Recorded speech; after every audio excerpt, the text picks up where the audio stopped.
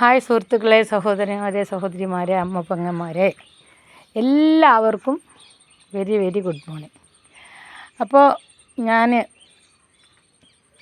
ഞങ്ങളുടെ നാട്ടിൽ ഇതിന് ചിരങ്ങാന്ന് പറയും, ചില നാട്ടിൽ ചൊരക്കാന്ന് പറയും. അപ്പോൾ ഒരു 4 എൻ്റെ കുഞ്ഞിപ്പെണ്ണ് എന്ന് പറയും, ഇവിടെ ഒരു ജോലിക്കാരി ഉണ്ടായിരുന്നു, എൻ്റെ പഴയ അയൽവാസിയാണ്, ഇവിടെ ജോലിക്കുണ്ടായിരുന്നു. അപ്പോൾ അവർ നട്ടതായിരുന്നു, ആ കുഴിക്കകത്താണ് നട്ടിരുന്നത്. 4 തൈ വെച്ചിട്ട് ഒരു തൈ മാത്രമല്ല ഉഷാറായി. പിന്നെ പോയ തൈകളൊക്കെ തന്നെ നമ്മൾ ജൈവവളം കൊടുത്ത് വളരെ ഉഷാറായിട്ടൊക്കെ ഇങ്ങനെ വന്നു. പിന്നെ അങ്ങനെ വന്ന ഇതിൽ നമുക്കിപ്പോൾ ഒരു 3-4 അതുപോലെ തന്നെ പിന്നെ നമുക്കുണ്ടായതാണ്. ഈ ചീരേനെ കുറിച്ച് അറിയില്ലേ, ഭയങ്കര ടേസ്റ്റാണ് പരിപ്പിട്ടൊക്കെ വെച്ചാൽ.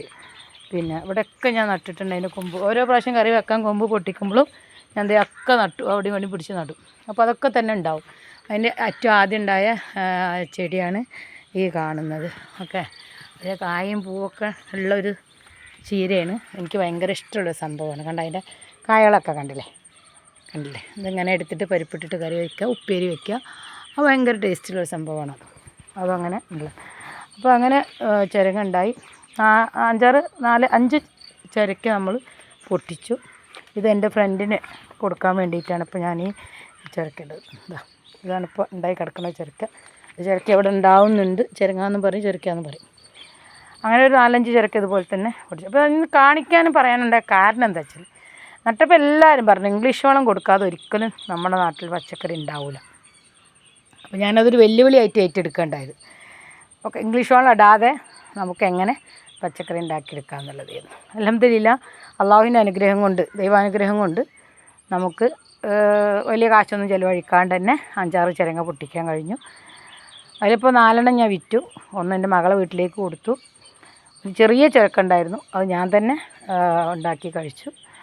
ഇത് ഇന്ന് എൻ്റെ ഫ്രണ്ടിന് കൊടുക്കാനുള്ളതാണ്. അപ്പോൾ നമുക്ക് മനസ്സിലായല്ലോ, ഇംഗ്ലീഷ് വളം ഇടാതെ ജൈവവളത്തിലൂടെ തന്നെ നമുക്ക് പരിശ്രമിച്ചാൽ നമുക്ക് നേടാൻ കഴിയുന്നതാണ്.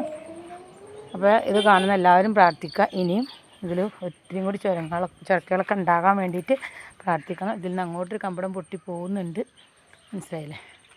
അപ്പോൾ നമ്മൾ പരിശ്രമിച്ചാൽ നേടാൻ കഴിയാത്തതായിട്ട് ഒന്നുമില്ല എന്നുള്ളതിൻ്റെ ഒരു ഉത്തമ ഉദാഹരണമാണിത്.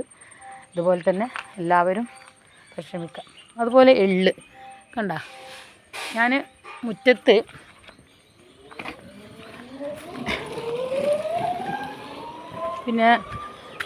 മുറ്റത്ത് എള്ള് കഴുകി ഉണക്കാൻ വെച്ചിട്ടുണ്ടായിരുന്നു.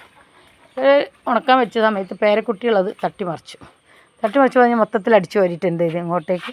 അപ്പോൾ ഇവിടെ നമ്മൾ ആദ്യത്തെ കരിവേപ്പ് മരമാണ് എൻ്റെ. അത് അന്ന് ഞാൻ പരിചയപ്പെടുത്തിയല്ലോ, എൻ്റെ കരിവേപ്പ് മരം. അതിൻ്റെ കുഞ്ഞുങ്ങളാണ് ഇതൊക്കെ. കണ്ടോ, ഇതൊക്കെ അതിൻ്റെ കുഞ്ഞുങ്ങളാണ്, മനസ്സിലായില്ല. ഇതിൻ്റെ ഉള്ളിലൊക്കെ ഉണ്ട്. മകളെ വീട്ടിലേക്ക് കൊടുത്തയച്ചു ഒക്കെ ചെയ്തു. അപ്പോൾ അങ്ങനെ അടിച്ചു വാരിയിട്ടപ്പോൾ ആ എള്ള് മൊത്തം മുളച്ചപ്പോൾ ഞാനിത് പിരിച്ച് കുഴിച്ചിടാൻ പറ്റൂല എന്ന് പറഞ്ഞു ചിലർ. അപ്പോൾ ഞാൻ എന്തായാലും അൽഹംദുലില്ലാ എള്ള് പൂവിട്ട് തുടങ്ങി. വേണ്ട, എള്ള് പൂവിടുന്നു. അപ്പോൾ ഒരല്പമാണെങ്കിലും നമുക്ക് കെട്ടി കഴിഞ്ഞാൽ ഒരു പിടി എള്ളാണെങ്കിലും നമുക്ക് നമ്മുടെ മുറ്റത്ത് ആദൃശ്യമായിട്ട് തട്ടി പറഞ്ഞ് പോയിട്ടുള്ളതാണ്. നമുക്കത് കിട്ടുമ്പോൾ ഒരു സന്തോഷമാണല്ലോ. അപ്പോൾ അതും കൂടെ നിങ്ങളെ കാണിക്കാമെന്ന് കരുതിയിട്ടാണ് ഞാനൊന്ന് രാവിലെ ഒരു വീഡിയോ എടുത്തത്. ഓക്കെ, അപ്പോൾ അതാണ് എൻ്റെ ആദ്യത്തെ കരിവേപ്പ്. പിന്നെ അതിൻ്റെ ഒരു കുഞ്ഞാണത്. ഈ കുഞ്ഞിനെ നടുവ് മുറിച്ചിട്ടുണ്ടായിരുന്നു എൻ്റെ പേരക്കുട്ടി. പിന്നെ നടുവ് മുറിച്ചിട്ടിട്ടുണ്ടായിരുന്നു. പക്ഷേ അത് പിന്നെ ഒരുപാട് ഒരു 1.5 മാസത്തോളം അത് കിളിർക്കാതെ നിന്നു, പഴുത്തിട്ടുണ്ടായിരുന്നില്ല. പക്ഷെ ഞാൻ വിട്ടില്ല, ഞാൻ അതിൻ്റെ പിന്നാലെ കൂടി. അതെന്തായാലും അത് വളർത്ത് വന്നു, എന്തില്ല. ഇതൊക്കെ ചെടീൻ്റെ ഈ ചീരേൻ്റെ കുഞ്ഞുങ്ങളാട്ടോ. ഇതൊക്കെ അങ്ങനെയാണ്. അതുപോലെ ഒരുപാട് നട്ടിട്ടുണ്ട്. ഇവിടെ നട്ടിട്ടുണ്ട്. ഇതാ ചീരേൻ്റെ കുഞ്ഞുങ്ങളാണ്. പിന്നെ അവിടെ ഉണ്ടായിരുന്നു, അപ്പുറത്തുണ്ട് ഒക്കെ അങ്ങനെ. പിന്നെ ഇത് എൻ്റെ 2ാമത്തെ കരിവേപ്പ് തൈയാണ്. ഒക്കെ ഒപ്പം വെച്ചതാണ്, 2ാമത് വെച്ചതാണ്. 3ാമത് വെച്ച കരിവേപ്പ് തൈ ഞാൻ കാണിച്ചു തരാം. പിന്നെ 3ാമത് നട്ടിട്ടുള്ള കരിവേപ്പ് തൈയാണ് ഈ ഇരിക്കുന്നത്, മനസ്സിലായില്ലേ. ഇത് എൻ്റെ തക്കാളി കുഞ്ഞു തൈകളാണ്, ഇതിനെയൊക്കെ പിരിച്ച് കുഴിച്ചിടാനുള്ളതാണ്. പിന്നെ അതേപോലെ തന്നെ ഞാൻ ഫാഷൻ ഫ്രൂട്ട് എനിക്ക് ഭയങ്കര ഇഷ്ടമുള്ള സംഭവം. ഇതിൽ കായ ഉണ്ടാവാറില്ല, ഉണ്ടായ കായൊക്കെ നാശമായി പോവുമായിരുന്നു കേട്ടോ. അതിൽ ഞാൻ എപ്പോഴും വന്നിട്ട് ഇവരെടുത്ത് പറയും, നിങ്ങൾ എനിക്ക് ഫലം തരുന്നില്ലെങ്കിൽ നിങ്ങൾ വെട്ടിക്കളയും എന്ന് പറയും. അങ്ങനെ പേടിച്ചിട്ടാണോ എന്തോ ഒരു കായ അൽഹംദുലില്ലാ ഒരു കായ ഉണ്ടായിട്ടുണ്ട്. ഇനി അങ്ങോട്ട് ഉണ്ടായിക്കോളും എന്ന് പ്രതീക്ഷിക്കുകയാണ്. പിന്നെ പാവയ്ക്ക കണ്ടില്ലേ, എൻ്റെ പാവൽ താനേ മുളച്ചതാണ്. എന്നാലും ഞാനതിനെ വള്ളി കയറ്റി കൊടുത്ത് ഇതാ പൂവൊക്കെ ഇടുന്നുണ്ട്, ഉണ്ടാവുന്ന പൂവൊക്കെ ഇടുന്നുണ്ട്. അപ്പോൾ എനിക്ക് ഏറ്റവും ഇഷ്ടം ഇത് കാന്താരി കണ്ടോ, കുഞ്ഞ് കാന്താരിയാണ്. ഇത് കാന്താരി താനേ ഇവിടെ ഉണ്ടായതാണ്.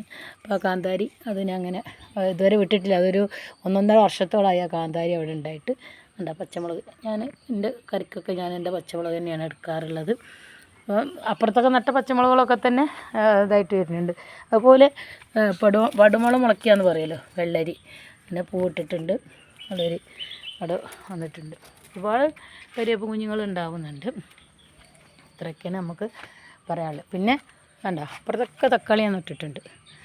തക്കാളി നട്ടിട്ട് ആ വാഴ കണ്ടോ വാഴക്കൊല വീണ് കിടക്കുന്നത് എൻ്റെ മകളെ വീട്ടിൽ നിന്ന് കൊണ്ടുവന്നൊരു മൈസൂർ വാഴയായിരുന്നു.